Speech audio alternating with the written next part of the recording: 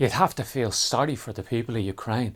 Could you imagine being a nurse in a hospital in Kiev and you've just got through all the COVID pandemic stuff, and now Putin's tanks are rolling down the street and you're worried that people with their limbs blown off are going to be brought into your hospital? Anyone with a heart has to say no to war.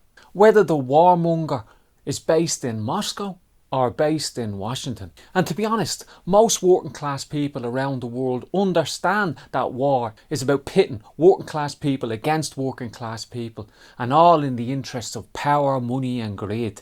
But the legitimate outpouring of grief and anger over what's happening to Ukraine will be used by the warmongers and ruling class gangsters on our side. I mean, Ireland is firmly in the EU NATO camp, and Coveney wants to increase cooperation with other EU armies. In fact, that's why they signed up to the PESCO deal, which would lead to more military cooperation and even the eventual formation of an EU army. That EU army would see Irish soldiers fight alongside NATO. We spent 800 years fighting an empire, only to have Fine Gael and Fianna Fáil bring us in behind a new empire. We should have no part of it. Back in 1914, working class people were asked to line up behind their own rulers. Russian workers were asked to line up behind the Tsar and fight the Germans. German workers were asked to line up behind the Kaiser and fight the Russians and the English.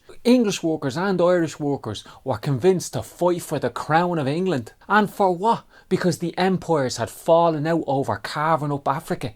But a few socialists stood their ground. People like James Connolly was willing to stand up to war. People like Lenin in Russia, or Rosa Luxemburg and Karl Liebknecht in Germany.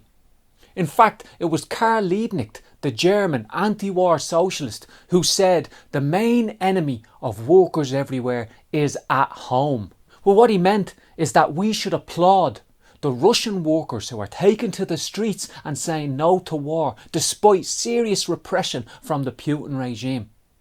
And while they try and pull on the leash of the mad dogs of the Putin regime, we should pull on the leash of our Western rulers. We should be pulling back the dogs of war in NATO and saying to them that we don't want escalation. We don't want workers killing workers. I mean, NATO, you'd swear, were the best humanitarians in the world in the media in the last few days, despite the fact they're still pulling the blood and bones of Afghani children out of their teeth. The hypocrisy is so rife. You even have the Israelis dancing and waving Ukrainian flags saying no to occupation while they're standing on Palestinian soil. The main enemy of every worker is always at home. Socialists want Russian workers to rise up against Putin, American workers to rise up against Biden, and Irish workers should rise up against Coveney and make sure Fine Gael and Fianna Fáil do not further erode Irish neutrality. For decades they've been making a joke of the idea of neutrality. Shannon Airport is a war port for the US military. 500,000 to 1 million Iraqis blown to smithereens, and all facilitated by an airport in the west of Ireland. It's shameful we were dragged into participating in those wars for empires. And you know what? People who are saying, oh sure, NATO should go in and hammer Russia and help the Ukrainians. Do you think NATO and the USA dropping bombs on Ukraine and Russia would help the people of Ukraine? Did it help the people of Iraq? Did it help the people of Afghanistan? Does the West arming Saudi Arabia help the people who are being bombed in Yemen? You'd have to be an idiot and ignore the last 20 or 30 years of history to think that the USA and NATO are going to help anybody except themselves. The enemy of every worker is at home. NATO has expanded eastwards since the 1990s.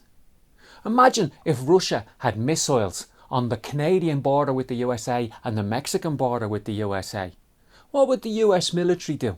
That doesn't justify Putin's monstrous actions, but it certainly does explain them. Instead of supporting NATO and calling for escalation which will cost more lives, why not just put pressure on NATO, our government, the government of the USA and all the NATO governments to sit down and offer to end NATO eastward expansion? And maybe the USA could offer to take its missiles out of Eastern European countries. If they offered that, in exchange for Putin's withdrawal. He'd withdraw. But you see, NATO and the USA have no interest. Putin's mafia gang in Moscow and the mafia gangs in Washington and in London, they want to square up against each other, and they don't care how many working class lives it costs. In the end, the only way you're actually going to get rid of war, not just this war, but the next one, and the next one, and the next one, is to get rid of capitalism. What is war anyway, except competition through force of arms? The military writer von Clausewitz once said that war is a continuation of policy by other means. And policy under capitalism is just corporate interests forcing politicians to do their will. And when corporations want control of resources and raw materials, they get their local state, the state that they control, like the US state or the British state, to go get it for them. War is capitalist competition spilling over into violence. We have to get rid of capitalism and stop allowing market competition to force working class people to dig trenches and point bayonets at each other. Workers of the world unite. The socialist battle cry has never been more important. Our war is the class war.